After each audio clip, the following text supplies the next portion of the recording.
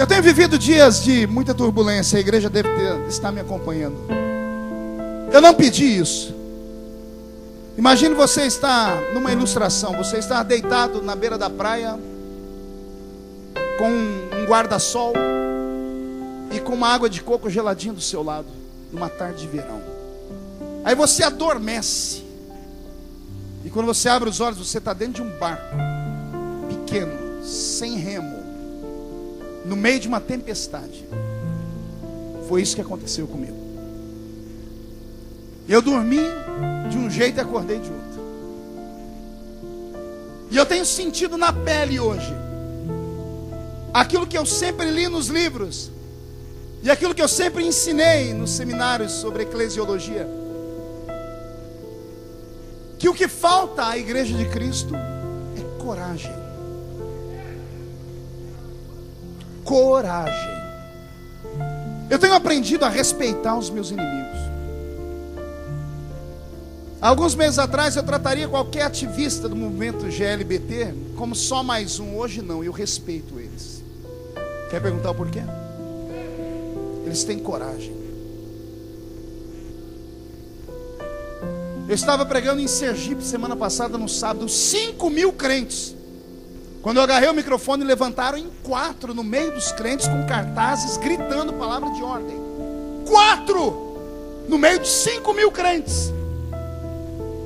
Eles têm coragem de lutar por aquilo que eles creem.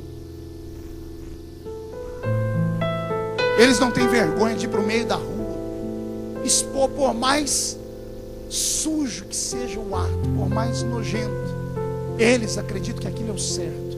Eu aprendi a respeitar os meus inimigos. E tenho aprendido nesse momento a ter uma angústia por causa da igreja. Quer perguntar o porquê? Eu recebi mais de 100, 200, 300 mil e-mails, Twitter, Facebook, de gente dizendo: estamos orando pelo Senhor. Mas eu dizia ao meu mestre aqui agora há pouco: será que esta oração não é um esconderijo dos covardes? Porque é muito fácil falar que está orando por mim. Eu queria ver alguém ter coragem de ir para o meio da rua. Eu queria ver 30, 40 crentes, 5.000 crentes estenderem uma faixa dizendo: pela liberdade de expressão e pelo nosso irmão. Porque não sou eu que estou mais à frente daquela comissão. Não é Marco Feliciano, não é Partido Social Cristão. Quem está ali hoje é o cristianismo. Se eu falhar nesse momento, passaremos 20, 30 anos pela frente para conseguirmos uma outra chance como essa. Sabe, nessa comissão de direitos humanos que ninguém nunca ouviu falar, sabe o que era pregado dentro dela em outubro do ano passado? Um seminário feito pelo movimento que eu aqui citei. O nome do seminário era Diversidade Sexual na Primeira Infância. Você entende isso ou não? Primeira infância de 0 a 6 anos. Sabe o que é você pegar um representante do MEC, do Conselho de Psicologia Federal, do Conselho Tutelar, das pessoas intelectuais, apoiado pela Unicef, pela Unesco, e como presidente, o líder do movimento GLBT, e ele dizendo assim: vamos falar hoje como construir a sexualidade dos nossos filhos. E você vê uma mulher do MEC dizer assim: criança não pode ser impedida, ela tem que se descobrir. Se o menino estiver na creche, tomando banho com o outro, e ele quiser tocar no órgão genital do outro, não pode falar nada. Por quê? Porque criança não nasce homem nem mulher, nasce gênero. Se impedir agora, ela não sabe o que vai ser amanhã. Se fizer isso agora, cria trauma na criança. E ela termina rindo, dizendo assim: deixe nossas crianças brincarem. É isso. Eu saí desse seminário chorando, porque quando tentei falar, me deram 1 minuto e me tiraram de dentro da sala, porque eles são agressivos. E aí vem essa comissão e cai na minha mão. Sabe Deus o porquê? Eu já pedi para Deus: Senhor, me explica, porque eu estou sofrendo mais do que você possa imaginar. Você não tem noção, acabou a minha vida. Eu não posso ir em lugar nenhum mais. Estava vindo de São Paulo hoje, dentro do aeroporto de São Paulo, eu fui hostilizado por um grupo, gritando, uivando, dentro de um aeroporto público.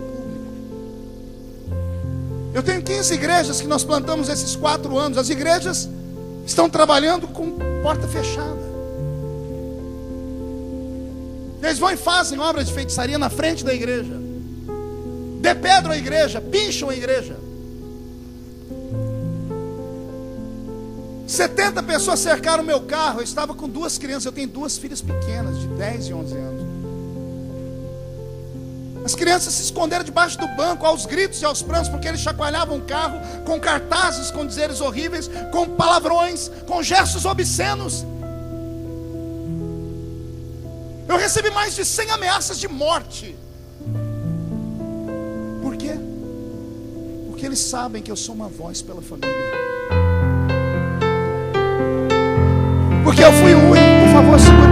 Eu fui o único deputado que apresentei lá um projeto de decreto legislativo para assustar a decisão do Supremo Tribunal Federal sobre a união estável de pessoas do mesmo sexo. Porque a união estável, embora não seja tão perigosa, porque 2 pessoas juntas constroem um patrimônio, você não pode tirar isso deles. Mas eu sabia o que vinha depois. A união estável, pelo artigo 226 da Constituição, pode ser transformada em união civil. E a união civil pode dar a eles a proteção do Estado e o direito de pedir às igrejas que deem a união religiosa. E daí a adoção de crianças. E daí um sem número de outros itens que eu não sei o que vai virar. A França, que não é um país cristão, talvez um dos países mais progressistas do mundo, semana passada colocaram na rua 1 milhão de pessoas, 5 quilômetros de rua até o Arco do Triunfo, implorando para o presidente não sancionar a lei, porque a lei do casamento foi aprovada. A França não é cristã, não era um grupo de religiosos, famílias inteiras indo para a rua e dizendo: não queremos isso, porque eles sabem o que vem depois.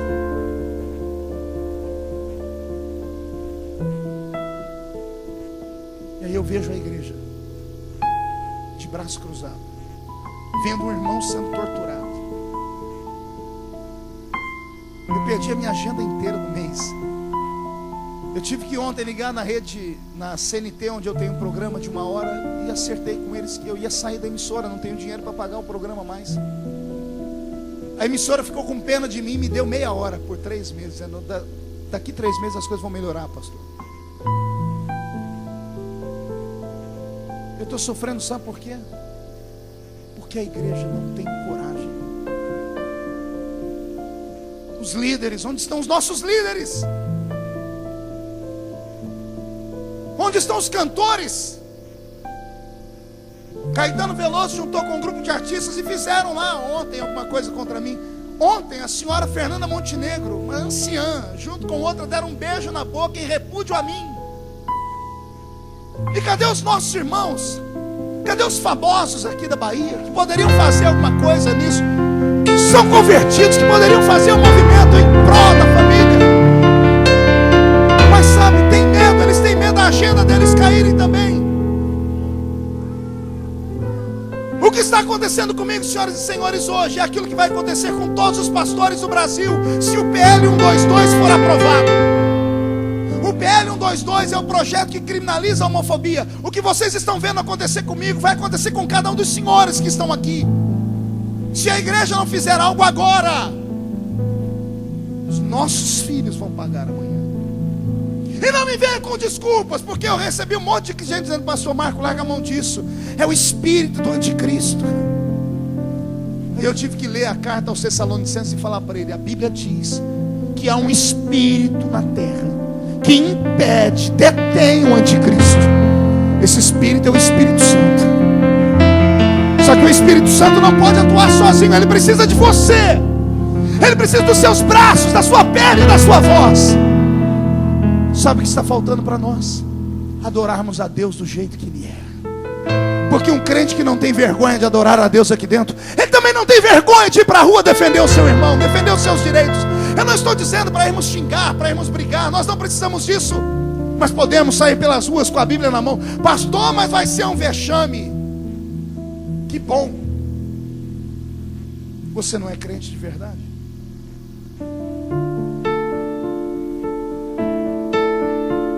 Até quando isso vai acontecer? Será que vai ter que acontecer no Brasil o que aconteceu nos Estados Unidos com o Dr. Martin Luther King, que também era pastor, que lutava por direitos humanos? Antes de morrer, Martin, a frase dele era essa: o que me assusta não é o grito dos maus, mas é o silêncio dos bons. E ele morreu. Mataram ele na porta da casa dele. Aí depois os Estados Unidos virou uma loucura. Aí partiram para a luta. Aí conseguiram vencer. Fizeram memorial para ele. Mas ele teve que sangrar até a morte. Vai ter que acontecer isso aqui, igreja.